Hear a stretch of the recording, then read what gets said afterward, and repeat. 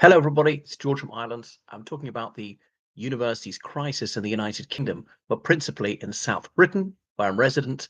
So, British universities face multiple problems, and they're on several different fronts.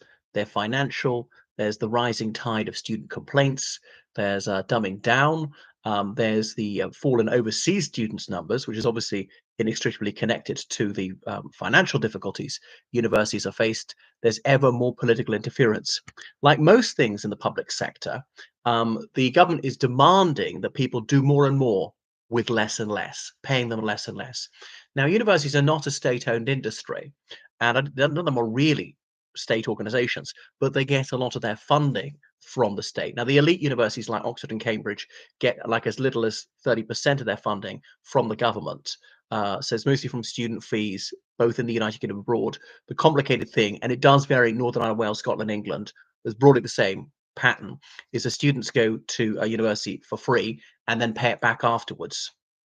So looking at England, home undergraduates pay about £10,000 a year, and then they have to pay back back afterwards when they start earning 25 grand. It's a sliding scale. The more you earn, the more you have to pay back. Anything not paid back after 40 years is written off. There is a very easy way to evade repaying this: emigrate. And there's nothing they can do. They can send you nasty letters, but there's nothing they can do. Take your skills and go. And that's another problem. Is obviously the brain drain is educated people qualified as doctors, dentists, pharmacists, architects, accountants, nurses, engineers, teachers, whatever, leaving the country. And they can get jobs in almost any country if they can get themselves a work visa. So there are lots of different problems, but university departments being closed down, more and more people saying they have special educational needs. At the most elite universities like Oxford and Cambridge, it's staggering. It's like 25% claim they're SEN. These are highly intelligent people. Now, yes, it is possible to be gifted and have SEN, dyslexia, dyspraxia, dyscalculia, and so on. But these would tend to impact you in the subjects that you find most difficult, not your strongest subject. And so people can get extra time in exams, up to 25%. They can have it in a private room if they're agoraphobic. I had a pupil like that, couldn't cope with being in a room with lots of people. But more and more people are noise intolerant. The trigger warnings. I was reading about trigger warnings when I was abroad. About 10 years ago, I came back to the Edinburgh Festival for comedy. And for the very first time in my life, I couldn't believe it. There was a trigger warning for alcohol. So the growing intolerance and obviously inculcating this sense of panic and feebleness into people. There have always been people who have been a bit touchy. I don't want to condemn a whole generation, but I think a lot of the under 30s are unduly sensitive. Obviously, some of them are tough and sensible, and they're always hypersensitive people, including my age, including older. But people are being conditioned to be that way and throw the toys out of the pram. You've got to adapt yourself to the world. You can't adapt the world to yourself.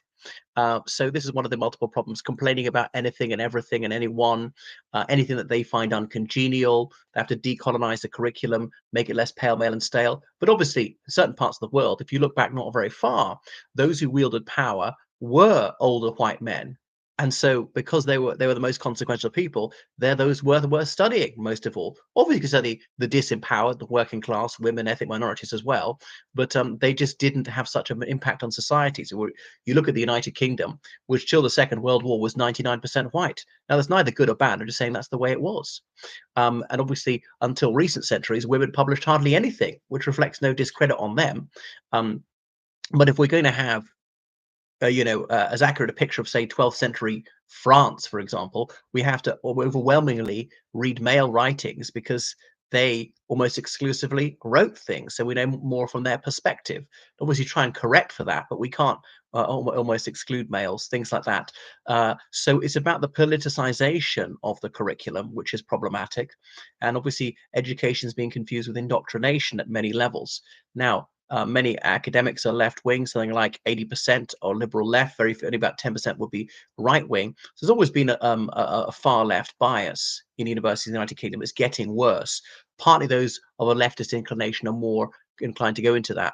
But the funding crisis, the United Kingdom's got 140 universities. It doesn't need that many. You go back to 1992, it had about 40 till John Major, perhaps the most ignorant British Prime Minister of all time, who'd never been near a university. He, at the stroke of a pen, doubled the number of universities. He upgraded all the polytechnics into universities, and some of them done quite well, like Brookes. Polytechnics in the old days could offer a bachelor's degree at most. They couldn't award any higher qualifications. So they could be superb at technical qualifications, but then we've intellectualized everything and produced all these pseudo academic courses, which is preposterous. I remember meeting a woman about 20 years ago who had a degree in dance.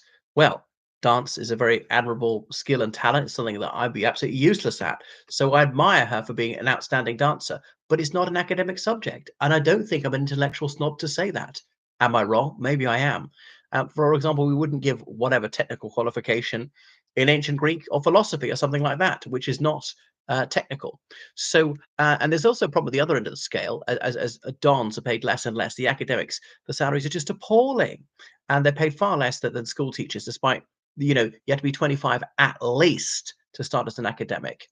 And it's often in very expensive cities like Oxford and Cambridge, and going on strike about that. And obviously, that's exacerbating the brain drain of British academics moving overseas, particularly to the United States, where they're more handsomely remunerated. Now, it's never been fantastically well paid. It shouldn't be, can't be, but it should not be abysmally well paid. And then you'll get what you pay for. But the universities are cash strapped at the same time giving these telephone number salaries to vice chancellors, several hundreds of thousands of pounds a year, which is just nauseating. You don't need to pay a massively fat salary to get someone £100,000 a year, a very handsome salary, surely would be adequate. And the argument is always inverse for people at the bottom end of the scale. You see it in the corporate world as well. Oh, to get the top leader, we have to pay them a tremendous salary to be competitive. But to be competitive, the people at the bottom, we have to pay them absolute peanuts, which is preposterous. You can't have it both ways. So university departments being shut down for lack of interest. And like at school, I see more and more people doing A-level maths. That might be a good thing. Fewer and fewer people doing A-level English. Is it being dumbed down? It'd be likely. Or another thing is, yeah, the grade inflation. I saw this.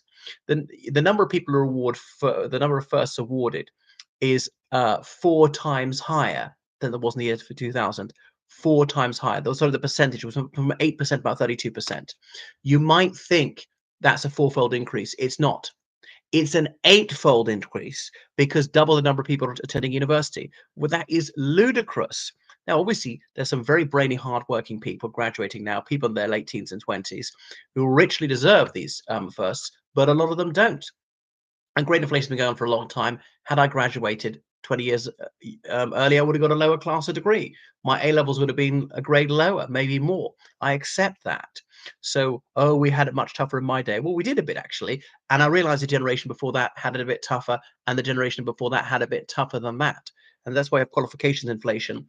And then so people feel impelled to do master's degrees, and the fees are going up hugely. So there's a cap on how much they can charge, certainly in South Britain for home undergraduates. There's no cap on overseas students trying to recruit as most as possible to keep the show on the road financially. There's no cap on what they can charge for postgraduate degrees. So as many postgraduates as possible. And so this is a problem with the market model: stack them high, sell them cheap, a lot of happy customers. Yes, yes, yes, pass everybody. Is virtually impossible to fail a lot of things. Now this is preposterous. And there's no needs assessment like you do in any other organization, training people. What skills do we need? We need somebody qualified as whatever, as engineers, as hotel managers, or something like that, or people with degrees in Portuguese, and that's how many places will offer, rather than just places. And I know it doesn't have to lead directly to a job. And there's always been this conflation of learning and earning, and they're two different things. Of this is so you can have a career. No, that's because you thirst for knowledge. And we've just got it wrong for over a generation. And that's a problem with marketizing it like the American model, making it very, very expensive, and then emotionalizing the outcome. Oh, you were unfair to me. I don't like it. You're not compassionate enough. That's preposterous. As some academics said to me, if the undergraduate doesn't get a 2-1 at least, he or she is going to complain. And it's always the Don's fault. All right, sometimes it is the academics' fault that they weren't taught. It can never be a lack of aptitude or application on behalf of the students. So, sadly, that they can't say no. We have high standards. You fall below them, you'll fail and stuff like that. And I failed stuff, or Don's ripped my work to shreds. Okay, it was substandard. That's my fault, not theirs. So see, a lot of jobs are being axed in the University of Cardiff and so on. Whole departments have to be shut down. So although the Labour government did allow universities in South Britain to increase the fees a tiny bit, that's been negated by this national insurance contribution rise, employers had to pay in more from that. So it's just unaffordable to employ enough people. So yeah, students are just induced to be too fragile to be protesting, to wanting to tear down statues and things like that. Really to trash the United Kingdom's heritage. And some of it's a bad heritage, but nevertheless, statues are kept up from people, including people who did evil. Right. It was all very dispiriting. Where will it end? Now, I could get rid of university fees in a stroke. We just have to reduce the number of undergraduates by half or more. Back to the 80s, like the Aqua song. That's my chant.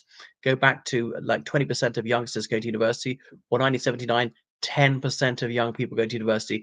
Admittedly, some went to other non-university tertiary education, polytechnics, and so on. There were grants for all, not a loan, a gift from the government. You didn't have to pay it back. But when we get to those days, there's also the myth that having more graduates is automatically going to make the United Kingdom's economy grow faster. There are many counterexamples, and there are examples where even a higher percentage of people going to university and their economies are worse. So it depends on what they're learning, how high the standard are.